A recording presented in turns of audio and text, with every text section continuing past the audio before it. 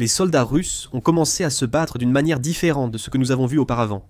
Au lieu de charger et de mourir sur le champ de bataille face aux défenses ukrainiennes, ils prennent des itinéraires alternatifs au lieu de se faire abattre. Sous terre, des réseaux d'égouts et de canalisation de gaz permettent aux soldats russes de se déplacer discrètement et de tendre des embuscades aux forces ukrainiennes. Ou du moins, c'est ce qu'ils pensent. L'invasion secrète de la Russie par les canalisations se retourne contre elle. L'Ukraine l'a déjà compris, et ce qu'elle fait pour se défendre contre cette tactique russe est impitoyable. Pour comprendre les intentions de la Russie, nous allons à Kupiansk, dans l'oblast de Kharkiv. Cette ville assiégée est une cible pour Vladimir Poutine, et il est prêt à la prendre par tous les moyens possibles. Pour le président russe, cela signifie envoyer ses soldats dans le réseau sombre de canalisation sous la ville. L'idée est élégante par sa simplicité. Les soldats russes rampant dans ces canalisations sont presque indétectables. Profitant de l'attention de l'Ukraine portée au combat en surface, les troupes des canalisations avancent lentement vers des positions stratégiques avant de percer les tuyaux. Les Russes attaquent, surprenant les Ukrainiens. La Russie gagne. C'est du moins la théorie derrière la tactique tentée par les soldats russes, selon le Kiev indépendant du 12 septembre. Alors qu'ils tentaient de percer à Kopiansk, les soldats russes se sont retrouvés à traverser un gazoduc qui passe au-dessus de la rivière Oskil, près de la ville. Ces soldats n'étaient pas seuls. Les tuyaux sont assez larges pour des trottinettes électriques et des bancs à roulettes, permettant aux troupes russes de transporter du matériel lors de la traversée. La tactique a peut-être réussi. La Russie affirme que ses opérations sur les pipelines près de Kopiansk se sont déroulées comme prévu. Medusa indique que des chaînes Telegram pro-russes diffusent déjà des vidéos montrant des soldats russes traversant les tuyaux de Kupiansk, souvent assorties d'affirmations que les pipelines vont directement à la ville visée par la Russie. Cela est incontesté par l'Ukraine, qui affirme qu'une telle entrée directe dans la ville par les tuyaux n'existe pas. Les pipelines russes sont à nouveau sous contrôle ukrainien. Nous y reviendrons bientôt. Medusa indique que Deep State, couvrant les incursions à Kopiansk, affirme que les soldats russes mettent souvent 4 jours à traverser le réseau de tuyaux. La Russie semblait prête. Des stations de nourriture et de repos ont été installées dans les tuyaux, selon Medusa, permettant ainsi aux forces russes d'atteindre Radkivka. Une fois arrivés, les soldats russes sont sortis et se sont dispersés dans la forêt autour de Kupiansk, vraisemblablement pour poursuivre leur avancée vers le chemin de fer de la ville. Selon Deep State, la ruse russe a marché.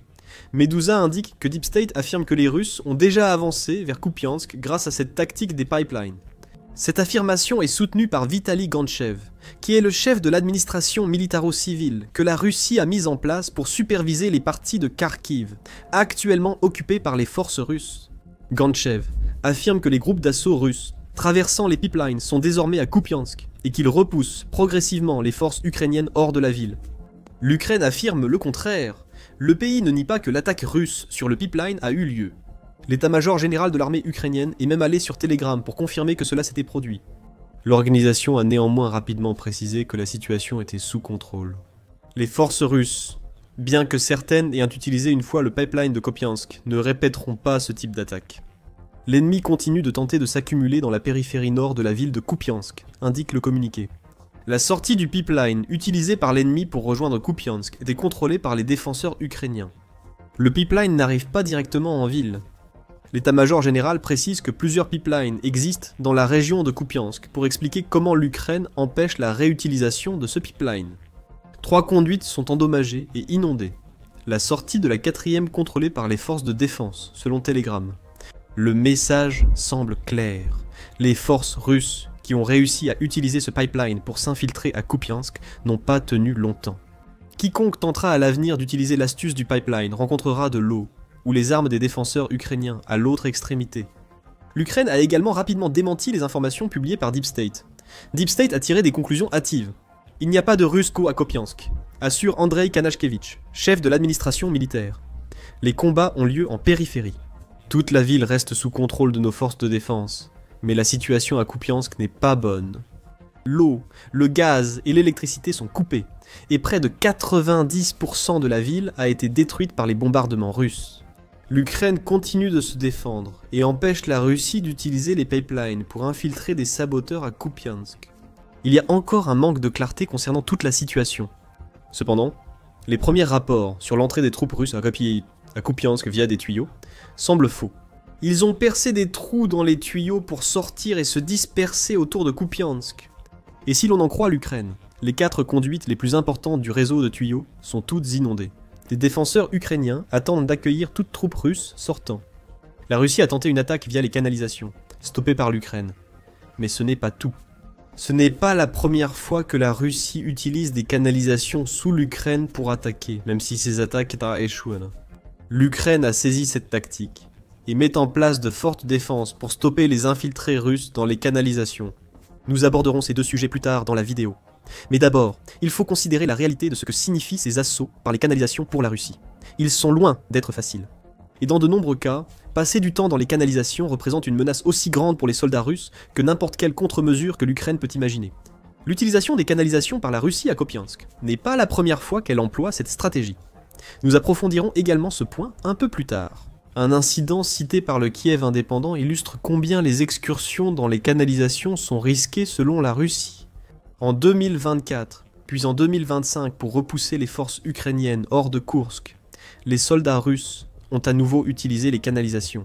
Un de ces soldats, identifié plus tard comme Igor Garous, vient de Saint-Pétersbourg. Garous a enregistré une vidéo dans laquelle il parlait du chaos total à l'intérieur des canalisations de Koursk. Cette vidéo, partagée par la chaîne Telegram Astra, montre une scène d'horreur souterraine où les gens devenaient fous. L'un s'est tiré dessus, un autre s'est braqué une mitrailleuse, un troisième s'est fracassé la tête, un autre s'est écrasé contre le mur. La panique s'est installée, raconte Garous à propos des conditions à l'intérieur des conduites. Garous a également décrit ce qui semble s'apparenter à un délire collectif, alors que les soldats étaient forcés de naviguer dans des conduites plongées dans l'obscurité totale, dans des conditions terribles, pendant des jours entiers. Des dizaines de soldats sont morts asphyxiés, suicidés ou de panique, raconte Garous dans la vidéo. Ainsi, ces conduites, censées faciliter l'accès à des points clés de Koursk, se sont révélées être des tombes pour de nombreux soldats russes, piégés par les conditions internes. Nous soulignons que les forces russes ne se promènent pas ici tranquillement. Ils rampent des jours dans les égouts pour atteindre leur but. En traversant des pipelines de gaz, ils affrontent un air irrespirable et un espace exigu, rendant l'asphyxie possible. À Koursk, la situation était si grave qu'on ne sait pas si la stratégie russe sur les pipelines a marché. Dans un article d'avril 2025, le Télégraphe s'est demandé si les attaques contre les pipelines de Koursk constituaient une victoire russe, ou si elles s'étaient simplement soldées par le massacre de ses troupes. Le média relate une attaque où des centaines de soldats russes, sans oxygène, ont émergé d'un pipeline lors de l'opération Potok. L'Ukraine n'avait aucune idée de l'arrivée de ces soldats, affirme-t-il. Et l'histoire que le Kremlin a créée par la suite a fait des soldats sortis du pipeline des légendes militaires. Cependant, selon le Télégraphe, la réalité à Koursk est plus complexe.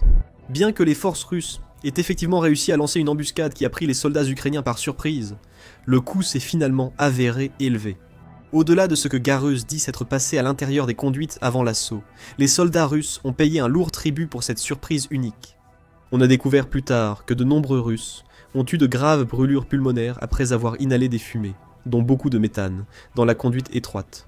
Des scanners ont révélé des poumons obstrués et extrêmement gonflés, selon le Télégraphe. Dans certains cas, ces problèmes ont entraîné une cascade de symptômes qui ont finalement conduit à des affections telles que la pneumonie et l'insuffisance respiratoire. Les soldats russes ignoraient sans doute que Vladimir Poutine les envoyait en mission suicide. L'Ukraine affirme aussi avoir détecté, bloqué et détruit les soldats du pipeline de Koursk, renforçant les doutes sur les véritables résultats russes de ce raid. Des centaines de soldats russes pourraient être morts dans les conduites avant de remonter. Les blogueurs militaires ukrainiens ont décrit la situation comme un bain de sang, et pas du tout du genre que Vladimir Poutine attendait. Les chiffres pourraient confirmer cette histoire. Valery Gerasimov, chef militaire russe, a déclaré que 600 soldats avaient quitté le pipeline pour attaquer les forces ukrainiennes. L'Ukraine avance un chiffre proche de 100. La vérité restera peut-être inconnue, mais cette histoire montre les nombreux risques impliqués. Quand la Russie envoie ses soldats dans des pipelines, beaucoup y sont presque toujours perdus. Cependant, Poutine semble prêt à faire ce sacrifice pour l'effet de surprise. Les Russes qualifient ces actions sur les pipelines d'attaque mortelles, mais en acceptent le coût, explique Serhiy Bratchouk, porte-parole de la division sud de l'armée ukrainienne au Kiev Independent. La Russie adopte désormais cette tactique, et l'utilise. Mais pourquoi? Voilà la vraie question. Finalement, ces attaques contre les pipelines ne paraissent pas si efficaces.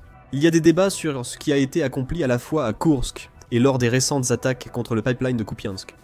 Si l'incident de Koursk en est un signe, la Russie perd de nombreuses vies à cause du pipeline. Pourquoi la Russie utilise-t-elle encore les pipelines sous l'Ukraine malgré tout cela? Plusieurs raisons expliquent ce choix. Il existe des précédents historiques, et en Ukraine, prouvant l'efficacité de telles attaques contre les pipelines lorsqu'elles sont bien exécutées. La guerre des tunnels, similaire aux tactiques russes sur les pipelines, s'est aussi produite durant la Première Guerre mondiale. La guerre en Ukraine ayant de nombreux parallèles avec ce conflit d'il y a plus d'un siècle, cela ne devrait pas nous surprendre. La Russie a massivement utilisé des chars et réintroduit la guerre des tranchées. Pourquoi ne pas aussi s'inspirer des tunnels de la Première Guerre mondiale? HIT affirme que les forces alliées du Royaume-Uni, de la France, de l'Australie et de la Nouvelle-Zélande ont créé un vaste réseau de tunnels, l'Allemagne faisant la même chose de son côté. Les tunnels étaient utilisés pour se déplacer sous les tranchées ennemies, et dans de nombreux cas, sous les tunnels ennemis. Des mines étaient imposées, et les explosions qui en résultaient en pouvaient tuer des centaines, voire des milliers de soldats. Quelques décennies plus tard, pendant la guerre du Vietnam, les rats de tunnels menaient des opérations similaires selon le Musée national de l'armée des États-Unis.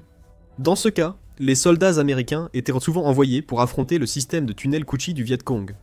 Pour affronter le Viet Cong dans leurs tunnels et utiliser ces réseaux pour lancer des embuscades. Les États-Unis ont construit une base militaire sur les tunnels Ku-chi pour faciliter l'accès au territoire du Viet Cong. Des renseignements et des provisions étaient souvent trouvés dans ces tunnels, si étroits qu'il était difficile d'y entrer. La majorité de ces tunnels, mesurant seulement 60 sur 90 cm, forçaient les soldats à ramper constamment. Se déplacer sous terre caractérise la guerre depuis plus d'un siècle, ce qui nous ramène à la tactique des pipelines utilisée par la Russie. Cette méthode a pu échouer à Kupiansk et Koursk, mais elle a réussi au moins une fois. Lorsque la Russie a pris la ville-forteresse d'Avdivka, lors du siège d'Avdivka par la Russie, qu'elle a finalement remporté, la Russie a découvert une longue section de pipelines souterrains abandonnés, rapporte le Kiev Independent. Ces tuyaux se sont révélés parfaits pour permettre aux infiltrés russes d'entrer dans Avdivka. La première tentative de la Russie a été un échec. Les forces ukrainiennes ont repéré les soldats russes tentant d'entrer dans le pipeline et les ont bombardés à l'artillerie. La Russie a réussi à sa deuxième tentative, permettant à ses forces d'avancer de 2 km dans le tuyau. Ils sont apparus à Avdivka et ont réussi à prendre une partie de la zone fortifiée, contribuant énormément à la victoire finale de la Russie. La Russie a déjà vu cette tactique du pipeline fonctionner auparavant. Elle tente encore, malgré les risques, car la Russie espère que la tactique réussira de nouveau. D'autres raisons rendent l'infiltration des pipelines attrayante pour la Russie. D'une part, beaucoup des pipelines qu'elle essaie d'utiliser sont des vestiges de l'époque soviétique, lorsque la Russie contrôlait l'Ukraine. Comme le souligne Radio Free Europe Radio Liberty, cela signifie qu'il est probable que la Russie dispose de cartes de ses anciens réseaux de pipelines qu'elle peut utiliser pour diriger ses troupes. En d'autres termes, les forces russes ne rampent pas à l'aveugle dans ces tuyaux. Elles savent où elles vont, même si elles doivent passer des jours sous terre pour y arriver. Être sous terre explique aussi pourquoi la tactique des pipelines se généralise. Les assauts russes contre les défenses ukrainiennes coûtent énormément de vies humaines. Le ministère des Finances ukrainien estime que la Russie a perdu plus de 11 millions de soldats depuis le début de l'invasion. Parmi les armes ukrainiennes, les drones se démarquent pour infliger ces pertes. The Week rapporte que jusqu'à 80% des pertes subies par l'Ukraine et la Russie sont dues aux drones. Les pipelines rendant les drones inutiles, même s'ils pourraient déposer des explosifs près des entrées et sorties des tuyaux russes. Ils ne peuvent pas patrouiller ces vastes réseaux. Les soldats russes échangent un champ de bataille rempli de drones contre des tuyaux étouffants. Parce que ces derniers, aussi étranges que cela puisse paraître, sont probablement plus sûrs que les premiers. À ce stade, il est assez clair que l'Ukraine a un problème de pipeline. La question est, que fait l'Ukraine? Nous avons déjà mentionné sa réponse ferme à l'incursion sur le pipeline de Kupiansk. Apparemment sans la moindre hésitation, l'Ukraine a inondé ses pipelines. Vous n'avez pas besoin de nous pour comprendre que les soldats russes ne vont pas nager pendant des jours pour traverser ces conduites. Mais réfléchissez à ceci. Si la Russie renvoyait ses soldats par les conduites de Kupiansk pendant que l'Ukraine les inondait, ils n'auraient eu aucune échappatoire face à la crue. Il se peut que les conduites servant à attaquer Kupiansk contiennent désormais les corps gonflés d'eau de soldats russes morts. Business Insider précise que l'Ukraine recouvre aussi l'intérieur des conduites jugées vulnérables de fils barbelés. Ce fil, conçu comme piège, serait quasi invisible dans l'obscurité rencontrée par les troupes russes dans les conduites. Nous avons mentionné plus tôt que la panique régnait dans la conduite de Koursk. Imaginez ce que serait la panique si les soldats devant commençaient soudainement à crier. éventrés par du fil barbelé ou de rasoir. Ceux derrière ignorent ce qui leur est arrivé. Le compte Hyman101X a même partagé une preuve vidéo que ce fil barbelé est bien en place. Une vidéo de 24 secondes montre un tuyau à peine assez large pour ramper, principalement entouré de fils barbelés mortels. Personne ne passera à travers ce piège. Tout soldat russe qui essaie sera déchiqueté, ne devenant guère plus qu'une barrière sanglante, empêchant ceux qui suivent d'avancer davantage. Ensuite, il y a les frappes. Nous avons mentionné plus tôt que les forces ukrainiennes avaient pu utiliser l'artillerie pour empêcher la première tentative de la Russie d'utiliser le pipeline d'Avdivka. Euromaidan Press indique aussi que l'Ukraine a commencé à frapper le pipeline russe à Kopiansk. Il est probable qu'une frappe sur une portion du pipeline, située près de la rivière Oskil, ait permis l'inondation que nous avons mentionnée plus tôt. On peut aisément imaginer l'Ukraine dissimuler des artilleurs ou opérateurs de drones près des entrées de pipeline supposées utilisées par la Russie. Si des soldats apparaissent, des frappes pourraient les éliminer, rendant les pipelines inaccessibles avant même l'arrivée des forces russes. Voici quelques exemples des actions de l'Ukraine pour empêcher la Russie d'utiliser ces pipelines souterrains lors d'assauts. L'Ukraine sait devoir agir davantage. Bratchouk déclare au Kiev indépendant. Il est clair que ces méthodes peuvent s'appliquer ailleurs. La réponse doit donc être officielle et systématique. Les réactions les plus rapides sont de faire exploser ou inonder les canalisations. Un travail coordonné avec les autorités locales et des spécialistes des systèmes d'égout et de gaz sera plus efficace. L'Ukraine devra trouver ses spécialistes rapidement. Elle travaille en position de faiblesse, car Bratchouk dit que l'Ukraine n'a pas les mêmes cartes de canalisation que la Russie. Rappelez-vous que beaucoup de ces canalisations datent de l'époque soviétique. L'Ukraine doit obtenir plus d'informations, ce qui pourrait impliquer d'envoyer du personnel pour localiser et cartographier les canalisations avant leur utilisation par la Russie. Une fois ces canalisations localisées, l'Ukraine a des contre-mesures prêtes à déployer. Peut-être que de futurs échecs d'infiltration de pipeline convaincront la Russie que ces sacrifices ne valent pas des résultats incertains. D'autres pays que la Russie emploient aussi des tactiques de la Première Guerre mondiale pour réussir. L'Ukraine le fait aussi, puisqu'elle a réussi à détruire l'un des missiles de croisière les plus avancés de la Russie, avec une mitrailleuse de la Première Guerre mondiale et seulement 11 $ de munitions. Cela n'aurait pas dû marcher. Découvrez pourquoi cela a marché dans notre vidéo, et abonnez-vous à The Military Show pour plus de contenu sur la défense de l'Ukraine face à la Russie. Merci de nous avoir suivis.